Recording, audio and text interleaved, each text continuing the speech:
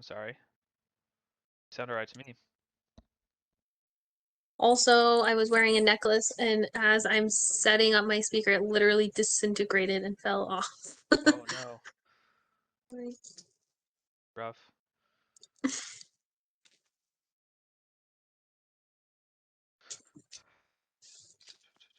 okay, sounds okay All though. right. Yeah, sounds good. Um, so thank you for joining. Uh, Episode number 1 of the podcast that we still haven't really decided on a name for yet, but I wanted to start off with brief introductions, and then a brief discussion about how we sort of started having the conversations that we're having. Um, so at what point did we kind of start seeing the similarities between the two would seemingly be very different practices, but actually a lot more similar than I would have thought, for sure, and probably a lot of other people. So introduction is my name is Austin. I am approaching 20 years of martial arts study. I don't know exactly when I started, but it's coming up on 20 years, I think. And I've been teaching for 11 years. Um, and traditional martial arts specifically, some sport, but the martial art that I mainly teach is Hapkido, which is a lot of traditional martial artists would be upset with me for saying this, but it's very much like Jiu-Jitsu. Very much comes from Jiu-Jitsu, down the line of Jiu-Jitsu. So if you're familiar somewhat with uh, old school jiu-jitsu, not the Brazilian jiu-jitsu type that is around nowadays. That's pretty much what it is, and but comes through the Korean lineage. Um, I always knew that there was somewhat of a correlation between um, sort of a behavioral health counseling or psychotherapy type practice and martial arts. There's a lot of therapeutic elements to physical fitness, physical training, but martial arts takes it, at least the traditional martial arts, takes it an additional step farther in that most traditional martial arts, uh, the primary focus of training is the development of body, mind, and spirit simultaneously to become a more unified individual. And a lot of the times that is coaching people through behavioral issues, helping people by giving them coping mechanisms, helping people by um, giving them different, we would call them drills, but basically somatic therapies um, that engage people's minds in very much the same way that a lot of uh, somatic therapies would do. Um, so I think the time that I realized the heaviest that it really hit me in the face with a brick that the similarities between our practices was when we were at your honor society induction at Mm-hmm. it was at Argosy. Um, Uh-huh. and there was a speaker there that gave a kind of lecture on uh, body, mind, and spirit cultivation. And a lot of the more Western thinking individuals in the room were sitting there like, this is so crazy and amazing and different and interesting. And I was like, this is what I've been trying to tell people for a long time. so so really interesting. That's where I think it really hit me hard, the similarities. And then obviously we started talking, and the more you kind of teach me about the behavioral health world, um, the more I realize, you know, specifically, I don't want to get too deep into it now, but the basically the neuroscientific basis for like EMDR therapy Mm-hmm. is basically the exact same as Sinawali stick drills that we do. So if you look up Sinawali stick drills, it's left to right. It starts out as left to right eye movement. As you get better at the drill, it becomes left to right body movement, where you have to mirror Mm-hmm. the action on the right side of your body and the left side of your body. And it also gives you the tactile feel. Basically, you hold two sticks and you do tap drills on the sticks, and it moves from left to right side with your hands, but it also gives you that kind of vibrational feedback on the left side of your body and the right side of your body, and then also gives you the eye movement. And the the building of neural pathways in the mind was something I was very much aware of, but obviously had not seen the information about EMDR and its application to dealing with trauma. So that was super interesting, and it just I feel like the more layers we peel back as we talk, the more it becomes super evident the similarities between the things that we're studying in phys. Underlying patterns. Right, Yeah. right, right. So so anyway, that's sort of my intro. If you want to go and talk about kind of your background, what it is that you're up to now, and kind of how we started talking and what interested you in having conversations with me about this kind of stuff. Absolutely. So my name is Ashley Aber. I'm a licensed professional counselor. I have been studying counseling for approximately 20 years as well at this point, if you start from my bachelor's, which was in Mhm. behavioral health and counseling emphasis.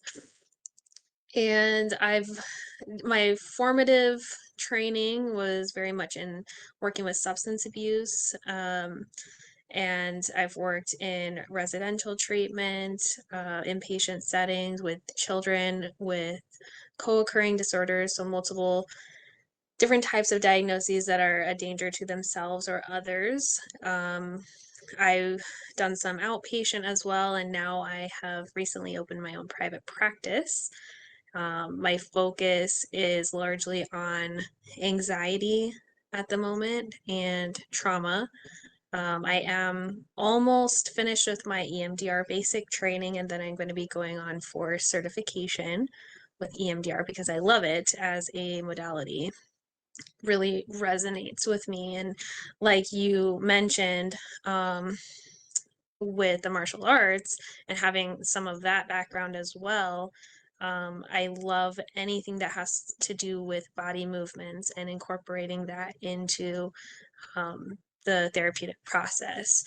And so when we first started talking, um, I mean, yeah, I think like you said, at that honor society induction, that talk was it was a really good lecture, and I had had some similar teachings and trainings in previously, about incorporating the somatic and Mhm. incorporating mind body spirit, and looking at a person holistically. And so that always really resonated with me. Um, but also, as you said, a lot of more Western ways of thinking don't incorporate that as much. And a lot of my graduate training was very much in um, talk therapy Mhm. and cognitive behavioral therapy, which there's nothing wrong with it. It's definitely works for a lot of people, and there's a lot of research behind cognitive behavioral therapy. But to me, more of the um, somatic therapies, more of the subcortical therapies. I'm a feeler, so all the Mhm. feeling stuff, that really resonated with me a lot more. And so I found that since it resonated with me specifically, I felt I was more effective with my clients using those Mhm. methods. Not to say I can't do the other type of methods, but I feel more effective using the ones that resonate with me. Mhm. So I think what really fascinated me when we started talking about kind of the similarities and the patterns we were noticing in between martial arts and um, counseling, um, was just those somatic things that we were noticing, and the incorporating the holism into it, mind, body, spirit, looking at the whole person. Mhm. And it also really reminded me of um, psychodrama. So, psychodrama, I don't have a lot of training in psychodrama, Mhm. but I was introduced to it in my undergrad internship. And Hapkido and martial arts in general really reminds me of that because in psychodrama, you're taking you're kind of creating a scene and working through it and processing through it, and you're Mhm. using your body and you're using your your postures and your emotions and your Mhm. thoughts, and you're kind of acting them out and to overcome the situation. And I feel like that's very applicable with martial arts as well. You're working through and processing through these various scenarios of how to protect yourself or defend Mhm. yourself. But it's also goes deeper than that because the body holds on to things, and as we work through them, it kind of releases them. Mhm. And so it's that's really what I think fascinated me the most when we first started talking. Mhm. Um, the other thing that I wanted to get into a little bit is kind of on both sides, because this was a thing that was super interesting to me, a similarity that I wouldn't have thought between the martial arts kind of, I don't really want to call it an industry, but the martial arts world and the counseling world, is it can be very difficult for an individual who's not involved in that world to know what's the difference between you know, this martial art or that. I'm doing karate. What does that mean?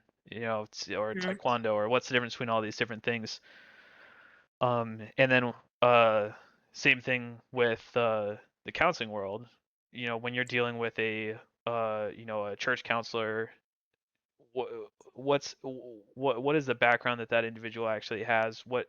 How do you it's very difficult I think in both worlds to figure out like what kind of person you're actually dealing with. What's the difference between a psychotherapist and a psychiatrist and Mhm. an Mhm. LPC, and then so I mean, can you go in, I guess, to maybe the top three or top four different types of uh places where you might experience counseling, and like what are the differences between Absolutely. those areas that's specifically around the education required to get to that level and the, I guess, credentialing process? Yeah, definitely. So there's a lot of different people, a lot of different types of people with different types of training that you may seek out for counseling. I mean, if we start with some of the more well-known titles, psychiatrist, right, is somebody who is a medical doctor who can prescribe medications. That's going to be, obviously all of these can have a lot of different experience, a lot of different training, but I'll kind of give like this is like kind of their main focus. So a psychiatrist, medication, or like a nurse practitioner, a psychiatric nurse practitioner, their main focus is probably going to be medication. Doesn't mean they don't do counseling. Mm-hmm. Um, a psychologist, they're probably going to have more of a counseling emphasis, more of an assessment emphasis. They both of those psychiatrists, psychologists, those do require a doctorate degree. Um, and psychologists may also have more of a research emphasis than say an LPC. So that's kind of the doctorate level. Then going down to master's level, you've got a lot of different licenses that can lead to being a counselor. So in the state of Arizona, they can vary from state to state, but in Arizona, you've got licensed professional counselor, which is what I have. You've got a licensed clinical social worker. You've got licensed marital licensed LMFT, marriage and family therapist. There you go. And you got a licensed independent substance abuse counselor.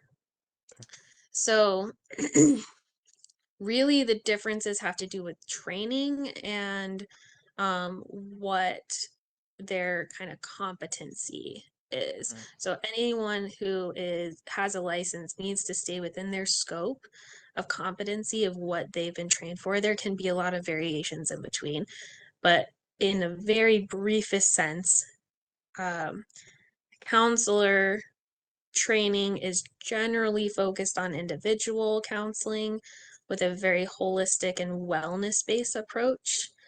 Um, Again, they can be trained in other things like marriage and mhm, family or substance abuse, other things like that. But that's going to be usually the focus. The licensed clinical social worker is going to be trained in more of a social work background with systems. So they tend to look at the world in systems as far as like family system, community system, government system. They look at the micro, meso, and macro um, environmental factors, mhm, a lot of that, and so they're looking at things from more of that perspective than an individual perspective. A licensed marriage and family therapist also tends to have more of a systems look at things, but the marriage system, mhm, the family system, dyads and triads of mhm, relationships.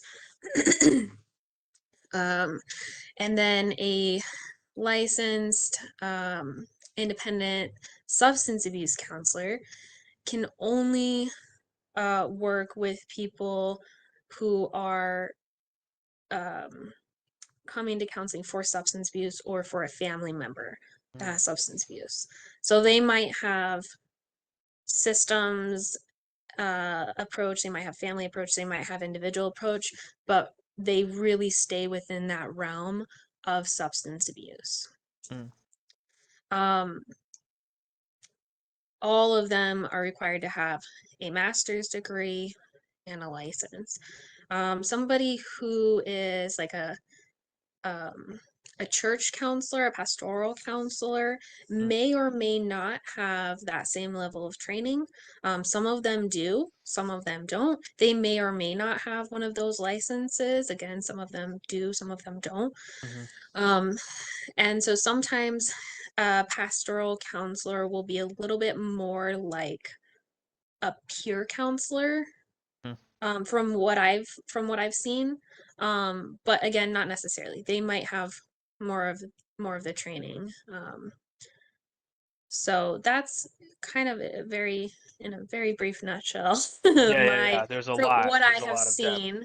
Yeah. Yeah, what I have seen, and so it kind of helps to understand those different Mm, areas when you're looking for somebody. Doesn't mean, again, everyone is going to have varying um education levels and trainings mhm, and things like that. So I think it's probably more important to go off of what that person says is mhm, their specialty. It's obviously good to kind of do a little bit of background check, looking up their license on right. the Arizona Board of Behavioral Health Examiners to make sure they're in good standing. Mhm, Um, but then just kind of understanding like what kind of training they're having and what feels like it's going to be the best fit. mhm. Yeah, quite a world. Um, Mhm. yeah, on the converse side, in the martial arts world, you have I want to think about this for a second. Um, I would say I would say three primary different types of well, for one, we'll talk about let's do this first. Sorry, I'm jumping around in my own mind.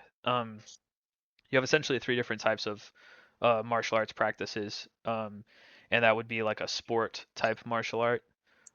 You would find this in Brazilian Jiu-Jitsu, wrestling, boxing, kickboxing, these types of things. Taekwondo at an Olympic level, Taekwondo.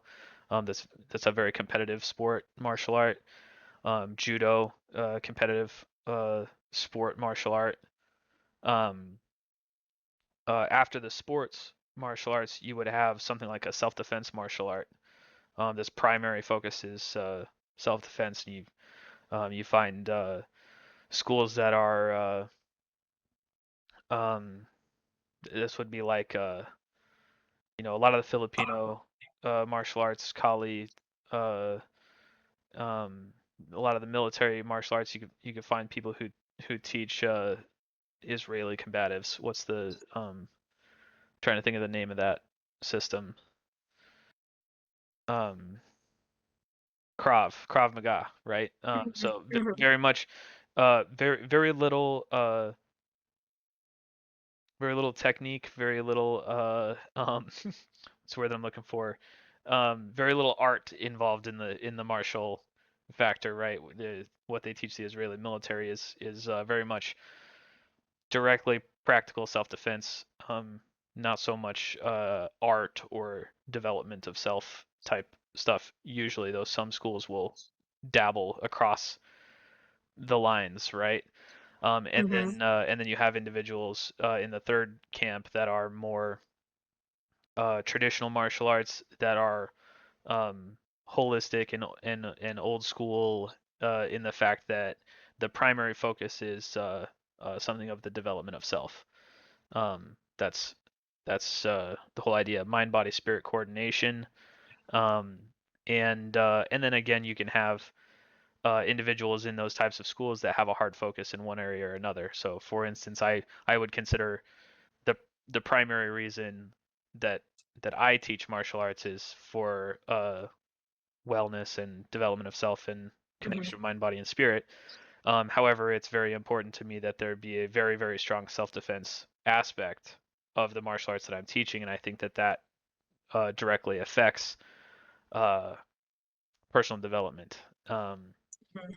so we can maybe get into why that is later, um, but yeah, having a very strong, well-developed ability to if you don't have the ability to physically stop people around you from encroaching on your boundaries, then it's very difficult for you to set those boundaries. So Mhm. that's maybe a short way of saying why I think that's important. Um, so um, so anyway, those are the three different types, and among those three different types, obviously the competitive martial arts instructors you can evaluate based on the success of their students in competition. Right, pretty easy. How many they'll be the ones that have all the awards on the walls and stuff of all the different championships that they've won and things like that. Um, the more self-defense martial arts, very difficult to tell. Very difficult to tell whether you're getting a good teacher or not, because it's People there's don't test being attacked all the time. yeah. I mean, it's very hard to actually um, it's very hard to actually tell whether what you're learning is good stuff or not. Um, in that environment of the 100% self-defense environment, because a lot of it is based on ifs, thens, and well, I can't actually do this to you because you hear a lot of silliness in the martial arts, in the self-defense only. Now, generally, you can somewhat get away with thinking maybe the person that you're dealing with is fairly competent if they have some type of a law enforcement or military background. But then again, that is difficult because a lot of people will claim a law enforcement or military background that don't actually have it, and it's Mhm. very hard to. I mean, you can look up someone's DD-214, but I don't think a lot of people actually know how to do that. So, Right. um, so yeah, I would generally, as much as it pains me to say this, I would generally steer people away from the self-defense martial arts world, because it's rife with silliness. The traditional martial arts world is also quite rife with silliness, but there are governing bodies and associations. For better or worse, the American government is not yet involved in martial arts training and probably never will be. But the Japanese and Korean governments are very much involved in the accreditation process for traditional martial arts schools. And so, if someone is doing a Korean martial art that is a traditional Korean martial art, they will generally be attached to an association that is accredited by the Korean government. And that's a good way to identify, um, are you getting, you know, authentic training from an individual who's well trained and well versed in the issues, to get up to a um, you know, third degree black belt in some of these associations requires a great deal of study of history, anatomy, science, very much like a master's degree type program. And then a lot of these organizations require a original thesis when you get your fourth degree, which is essentially your designation as a master of the martial art. So that would be something akin to getting a PhD in, generally between generally between 15 and 20 years of study to get to that level.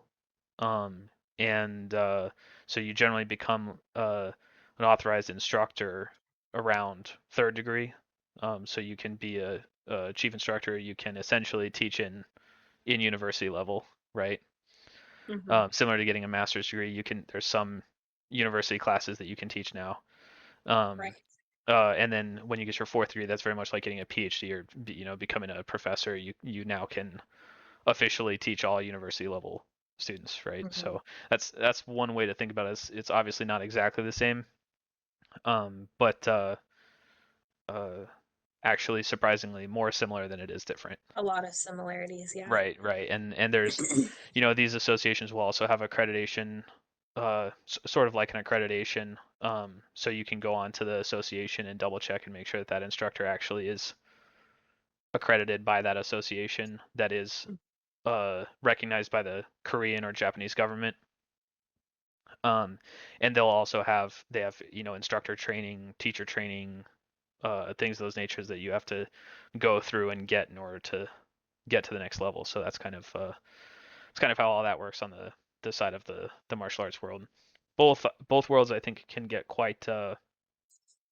um quite spectacularly difficult to navigate for individuals who aren't familiar Absolutely. with them. That's honestly a lot of what I do for friends and also people who just kind of randomly find me online and reach out. I do a lot of education with them on how to find a counselor, Hmm. how to find somebody that is a good fit for you, because it can be very overwhelming and there's not a lot of information out there that is just available to the general public who haven't been through extensive training on this stuff. Right. Right. Um, yeah, and anybody can open up a martial arts school. So, Mhm. there's no, especially with it being in America, there's Mhm. zero governmental control. You can open up a martial arts school tomorrow and no one will stop you. So, Right. which Well, and for better or worse, that while might be a good thing. yeah.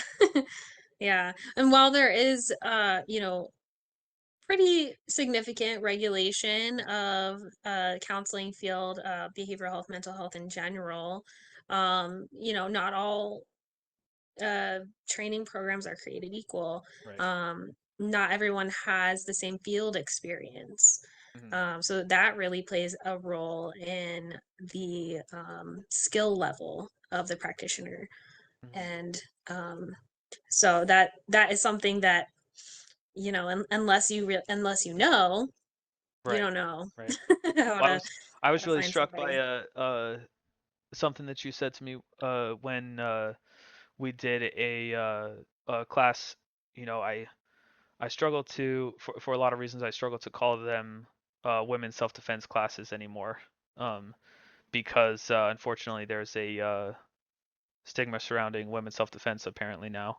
I didn't know that there was, but about 8 or 9 years ago, I think we were slated to do a women's self-defense class at Arizona State University, and had a whole bunch of people signed up, and then a group there decided that they were going to protest us for being anti-feminist or something of that nature, and only I think 3 or 4 people ended up showing up.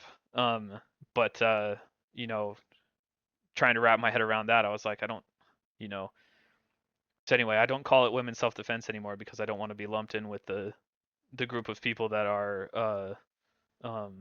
that do that kind of thing. But now I just call it a self-defense class, and I specifically open it up in places where women are more likely to sign up, and I kind of target it at like yoga studios and maybe dance studios and things like that to try to Mhm. get more uh,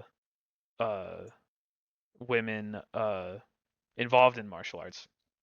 Um, but so you were at one of the trainings that I put on. It was probably a 2 hour, 3 hour session that I put on for a yoga studio. And one of the things that struck me was you said, this was a very trauma informed training.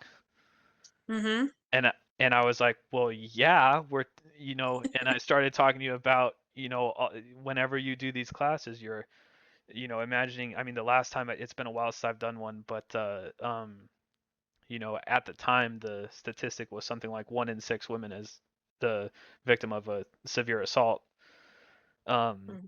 and is therefore uh, probably got a significant amount of trauma revolving around, people grabbing onto them and holding them and things like that. And I'm like, yeah, you have to be really, really well versed in, understanding how that trauma works if you're going to put on one of these uh, trainings or one of these sessions and have it be successful.